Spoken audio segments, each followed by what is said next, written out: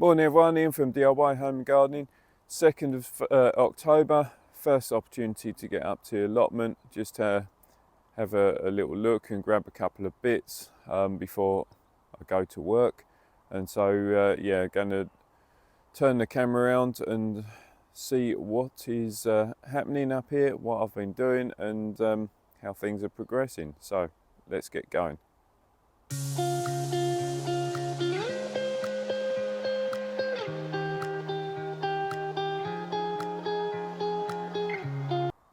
As always, we'll start at the beginning. So still got the squash. You can see that due to me cutting back all the foliage last time to expose the fruits are now starting to ripen quite nicely. Things like that where it's got an obvious split in, that won't store over winter, so best, once it's got a bit more colour to it, cut it off, or alternatively cut it off. Now I've noticed that it's got the splits in it, cut it off, get it to ripen up a little bit more indoors, or just use as is. Still got colour come in by way of these, so Jacinda Hercules and a name that escapes me. I don't know how it escapes me, but yeah, still got colour on these. These were my later plantings, Kiwi Gloria, later plantings, and so there's an abundance of colour on these and coming on these. So yeah, keep them going for a little bit. I kind of ignore this bed because it's looking bloody awful. Look at those, so many flowers. Shame they're all fallen over, but it is what it is. Germander, kind of, well, it is definitely going over. It's looking like the seed is ripening. Again, could do with a bit of warmth to help it mature, as that's one that I want to save. Leeks, now we're officially into autumn. They've sort of stopped their growing and they start to thicken up. So stop growing upwards quite so much and start thickening up. Obviously you can see where they were absolutely crucified by the tomatoes, but equally you can now see there's some tomato plants growing where there's so many fruits had fallen. Well, look at that, it's like a bed of tomatoes, even more of them. The flowery border, kind of a mixture of flower and a lot of weed, so need to get on top of that. Within here we've got the parsnips still obviously doing their thing for a little while longer. Still been picking absolutely loads of tomatoes and still quite a lot to come, although you can see that there's a lot that have split due to the climatic changes and also the moisture availability in the ground. So they're still fine to use, but I'll definitely wash them before you attempt to use them. Beetroot, still got loads of beetroot in there. Got my pak choi. These were later planted, only last month, and they're starting to grow quite nicely. Obviously looks like the snails and slugs are chomping on them as well. Carrots seem to have recovered a bit since the rabbits started on those, but yeah, there's plenty going on. I mean, look at the size of those beetroots. It's one of those where I think I just leave those couple and see what they do. This is the last of the giant tomatoes, the 944 LaRue from Giant Veg, and given the fact that in previous years I've only grown or kept it to one fruit per plant to try and maximise the size, well, this year I've actually had 4 fruits from this plant and they've all achieved that sort of size over the 1 kilo weighting, which is really quite impressive. So yeah, more carrots here. Fennel, looks like something's been scuffing up around those. Under here, there's definitely signs of caterpillar amongst the kohlrabis, but the kohlrabis have now got some decent size come to them now that the weather's changed, and the perennial kale have also started to put some bulk on. These are the golden self-blanching celery, block of beetroot, spring onions that are now kind of getting ready to harvest, green Utah celery that's looking pretty good, and you can see there's some nice stem amongst there. This is last remaining dahlia. These were the seed raised dahlias in this section. They've all been pulled out. I've got rid of them just basically because they're going to be no value to me. But this one I actually quite liked the flower on it. It had a pink and a white mix to it, and I did think I might save it and grow it next year, just see what it does, see if it comes with the same flower again, and potentially propagate that as a difference. Oh yeah, just taking out these side shoots and wing buds, which just leaves that central bud there to give you a better flower, better flower, and then you can actually see what you're doing. So strip down a few sets of leaves, and then all the goodness goes into that top bud, give you something sizable or noteworthy. Main crop potatoes, they've also been lifted and they're gone, so within this area pulled the soil up to the top, manure to the bottom, and that's kind of how it's going to stay until we get around to planting in the springtime. Yeah, this is, so there's some nice celery amongst there. I'm still undecided as to whether to lift any. It's the RHS fruit and veg show over this weekend, and I'd put my name down to enter a load of things, but this last fortnight has been so hectic with well, family stuff going on that I just haven't been up here, haven't had the focus or time to do it. So I'm not actually sure whether I will enter anything, but never say never. So we got some massive leaf, we got a load of stems still in the rhubarb, but you can also see that it's now going into its autumn transitional phase where it's going into dormancy and starting to die back essentially. Now, I don't normally use it when it's like this, but you can still pull some of those stems and use them. Just then they're not going to be very good trying to use it as a fresh product, but if you're going to use it to make jam or conserve or whatever, it's going to be all right. Now, this was one of the sunflowers that I kept meaning to rip out because of all the virus that it had in it, and as you can see I didn't, but you can see that the virus has shown itself through the flower, through all the flower, and that really is why it's a good example of when you see a virus plant, just pull it out, because it's never going to produce anything that's worthwhile. So that has got to come out, and don't be tempted to save seed from it. The Egyptian walking onions have come out. I've lifted those. They're in the shed, so I can show you those. Here I've got first year trying it. These are mooly radish, which hopefully they grow quite big and long, and it is always traditionally sown back end of summer to grow it through the autumn time. Dahlias, these were late planted. There's snail in that one.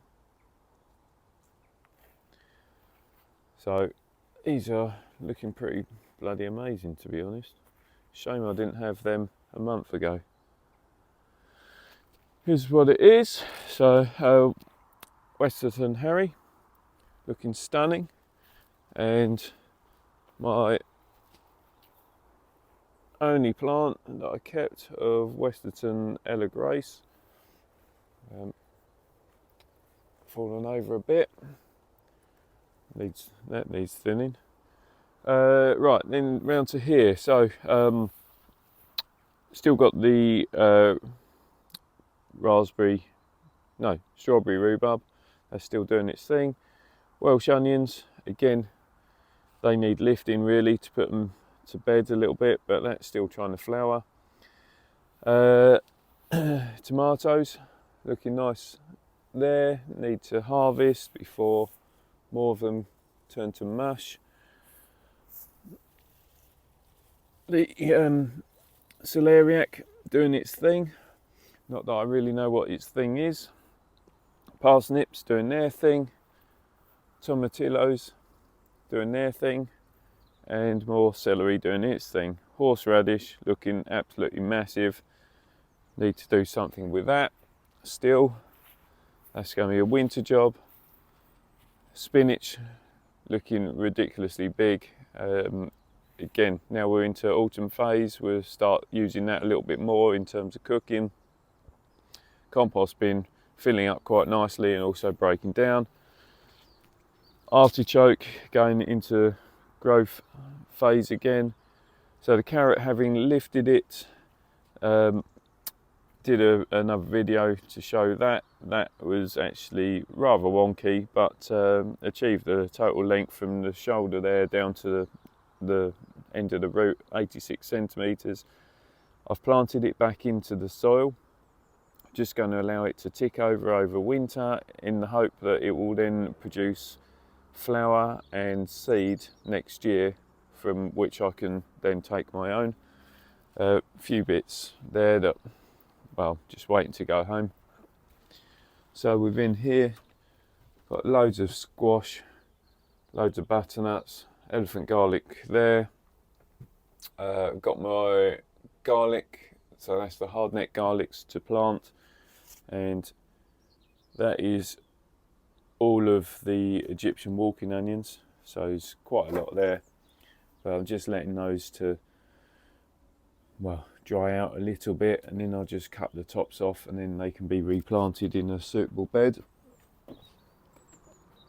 So then onto this side, which is still plenty of dahlia, and I have still got the ones that I'd tagged up where I've done the crosses on them, but equally some of the varieties. So this is Apricorn Sunrise, that's been cut back, or the two of those plants have been cut back where they were looking a little bit tatty, but I want to keep them and allow the tuber to develop. I've cut those back, but some of the others, which I had a rogue Cornell that was there, so that's been ripped out, and then I had a couple of rogue plants in the middle which I didn't want. They've come out, and I had a Mary's Germander that was looking awful, so I've ripped that out, and just making sure that I'm not going to be lifting anything that that isn't clean enough, isn't good enough to propagate from, essentially, because another month's time, once all this starts dying back and the leaves start all transitioning, you won't know which stock was good and which stock wasn't, and you'll lift the tubers, start propagating, and you could be propagating off a load of rubbish. So yeah, it's always one of those things. Sort it out whilst you can see the problem, and the problem is presenting itself. Melon plants have gone. Got shot of those this morning. Found a load of immature melons, but I'm sure we can do something with those. And got one ripened one, so I can get some seed from that, just in case. But that's all gone. Had absolutely loads of San Marzano tomatoes out of this, the old fan train thing. Definitely proven itself to grow them as a fan trained, that you get a lot more tomato. Same here, absolutely loads have happened, and well, been available out of here. Let's get in the tunnel. Right, I really need to get in here. I mean, it's a hell of a state. We have had quite a few sweet peppers from here now. So started picking a load of those, but there are absolutely loads amongst here. Yeah, and there's loads of chili peppers, so we started having a few of those as well. But I really do need to get in here and sort some out. Can't really tread in here without treading on the carrots. But I mean, so many. Let's get in here. And you can see as well some of the spring onions, they're still remaining, so I need to do something with those. Absolutely loads of fruit forming on Tinkerbell, so there's loads of those in there. And the ricotos, they've got a few forming on them, ricoto longs. So just need to kind of get in here and do something. But yeah, you can see volcano, plenty of fruits on there. It's just they haven't coloured up as yet. So yeah, let's add that to the to-do list. I need some days to do the to-do list though. That is the problem. But hopefully, say we've had the old family stuff out of the way, so we can get on now. Hopefully. Right. So this bed, this has all been finished up. So last bit manured up, soil on top, and then I've whacked on some compost just to get it to the same kind of finish as the rest. This was done 10 days ago ish. This lot had been done a little while ago. Can't even remember what was growing in there. Anyway, this was done a little while ago, and you can see that the grass is all sort of shooting through. A little bit of couch grass coming up through the edges, but that needs sorting out. Yeah, I genuinely can't remember what was. Oh, it was the sweet corn. I have started planting out the hardneck type of garlics. So I'm just doing my 2 rows of each, 15 centimetres apart. And so, yeah, that's gone into the first bit. Kind of stopped because the tomatillos are here. Didn't even plant that one. That's a self-seeded from last year, but yeah, is what it is. Chard looking really good, so we need to use that. Still plenty of tomatoes amongst here. I've said it before, I'll say it again. This Rapunzel has been absolutely amazing. So I've got one there, one over the other side. It's been so good. Look at that. Malformed, but that's how they should look. But yeah, I've started getting rid of some of the plants again that I'm not planning to keep. So do the same. That's my advice, is pick out 1 fruit or 2 fruits of each variety that you intend to grow next year, so you can save your own seed. I tend to go along, I'll take the label out, I'll save the seed, and then I know that anything else, once the plant's kind of been stripped of the fruit, I can bin the plant. If there's something that I'm not intending to grow again, then I'll just bin the plant. It's not that difficult. Otherwise you end up with so many things on the go all the time. But there's been some really good winners amongst here, and equally there's been a lot of tomatoes that I won't bother growing again. But these are San Marzano, the same as the ones over there. These are only just starting to ripen up, so far we haven't had any, but you can see they're all fruiting to the top. Those ones are fruiting all the way through. Couple of butternuts still doing their thing. Celeriac interplanted with tomatillos. So we've harvested a load of tomatillos, and the tomatillos tell you when they're ready because they literally drop to the ground. So you just need to pull the casing off, and that is your fruit ready to go. But there's absolutely stack loads of those all over the floor now.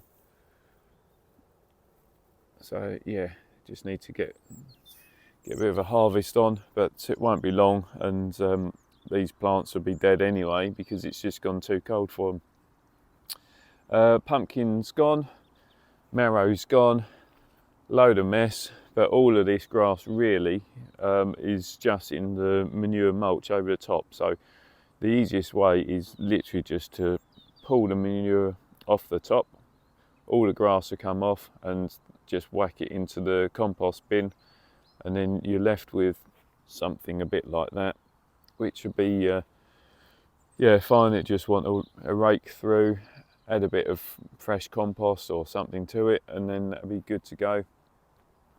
These are my late planted Dahlia Abercorn Sunrise, so you can see they're lovely and clean, perfect,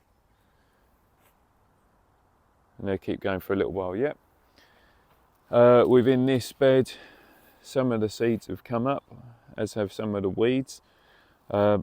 Spring onion, Cavallo Nero, some leeks. Can't think what that was. Oh, there's some shallots planted in there. Romanesco cauliflowers, more leeks. Peppermint chard, more leeks. Cabbage offenham, and some radish has gone in there. And then I've got some celery has gone in there, and a few more leeks. Yeah, Jack's Black has kind of gone over on that one, but absolutely loads of buds come in. But I was, yeah, disappointed in how late that has flowered. Still haven't got around to sorting this out, but they look so nice. I don't really want to cut them down. I'll just leave them to do their thing, knowing that next year I need to add a load more soil into that bed to keep them upright. But yeah, that's where we're at for 2nd of October on this rather misty morning.